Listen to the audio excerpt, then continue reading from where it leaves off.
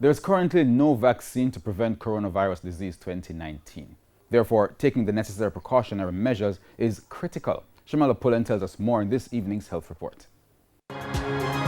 Clinical microbiologist at the University Hospital of the West Indies, Dr. Catherine Pearson, says at present there are a lot of respiratory viruses going around.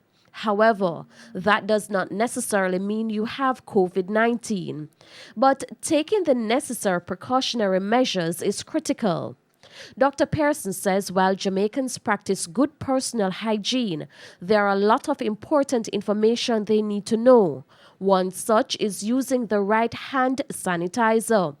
According to Dr. Pearson, the rubbing of any alcohol content of hand sanitizers should be 60% or more. It is a good in-between hand washing, so it should not replace hand washing, particularly if hands are visibly soiled.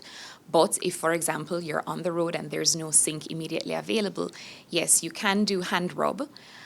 It's important in doing the hand rub that you still get the hands wet and you have at least 20 seconds or so of hand rubbing. So it's not just a little drop in the hand and then you rub it off. It's important to have contact with all the surfaces of your hand. There is also talk about the use of home remedies such as garlic to help with COVID-19. Dr. Pearson addresses that too. So it is a new virus, and so homeopathic home remedies I don't think have been adequately assessed thus far. With that being said, garlic is something that is generally good for you.